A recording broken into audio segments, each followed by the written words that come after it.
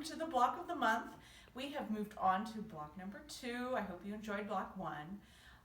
This month we are going to have one slight addition into the construction techniques, because this month we are doing the only partial seam that happens in this quilt. And it happens in the middle of a block, but I think you're going to find that this is pretty easy once you know what we're talking about.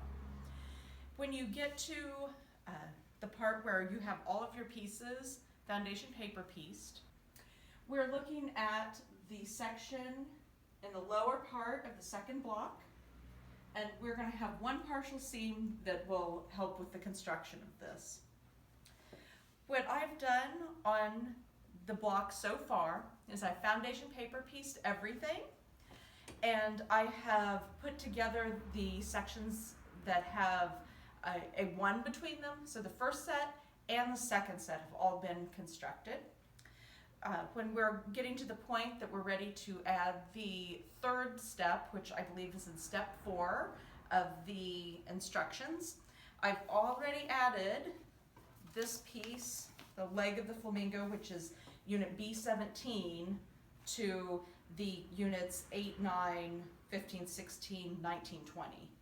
So 8, 9, 15, 16, 19, and 20. And our next step is to begin our partial seam. So the unit that is on the left-hand side of the block is going to be attached to this unit in the center, which is B12 and B18. These units are going to match at the top, but when we go to stitch them, instead of stitching all the way down, we're only going to stitch halfway, or about halfway. It doesn't have to be super specific. So when I go to pin these, I'm going to use the same process that I've done in the past when I match the top corners up.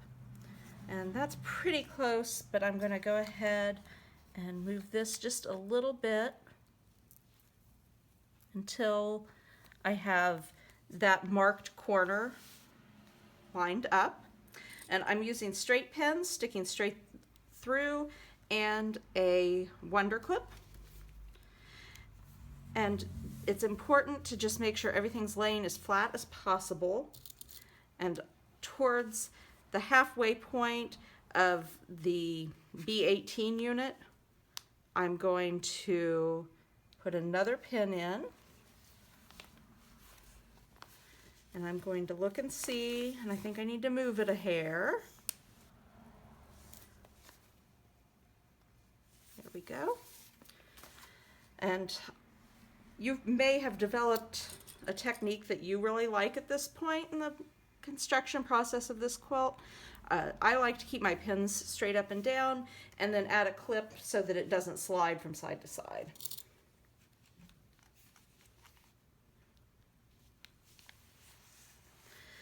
I pin at the midway point first.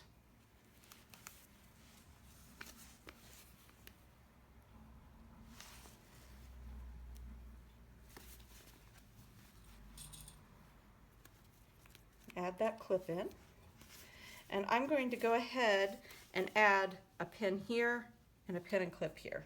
So now that I have this section pinned, I'm going to stitch starting at the top and sewing down to about the end here. I want to make sure that I have at least a couple of inches here at the bottom that's left free. And that's why we're calling this a partial seam. So we have stitched the first half of our partial seam, and you'll see that at the bottom this is still loose. So this is going to allow me to stitch other components on as we build the block. And if I flip this over, you'll see that I've gone ahead and pressed my seam allowances. For this particular pattern, I've been pressing them open to reduce bulk, so you can see where that has been stitched. And we are going to be ready to add this piece, which is B2. You may have noticed as I'm constructing the block, there are a few places where I've added large basting stitches. And this was while I was constructing the segments. If there was a large piece of fabric that didn't want to stay in place, it wanted to move on me, I would baste down those segments to assist in the construction process. At this point, I could pull them out at any time, but I just wanted to let you know that that's an option if you're finding that your fabric is getting a little out of control. So now, the next step, I believe we're on step 5, I'm going to add piece 10 to the unit that I've just constructed. Now that we've added section 10 to the left-hand unit of the block, we're ready to put the right-hand section and the left-hand section together to form a single unit. So we're going to do that now.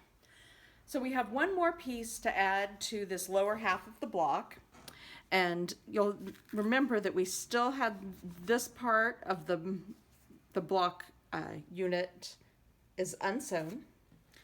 So that will allow us to sew in this unit, which is B21 through B25. And to attach that, all we have to do is flip it up, and we can pin and stitch directly across.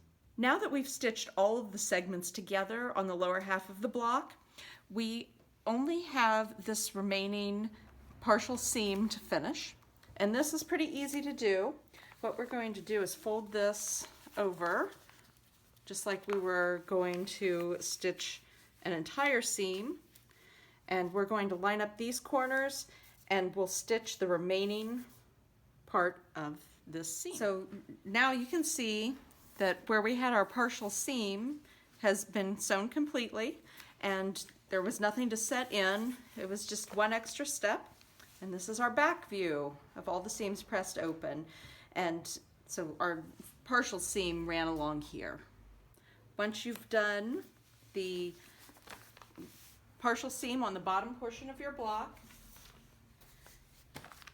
you will add it to the top portion of the block. See how the koala block that we did last month combines with the flamingo and turtle backs that you've done this month, and you'll have 1/6 of your quilt finished.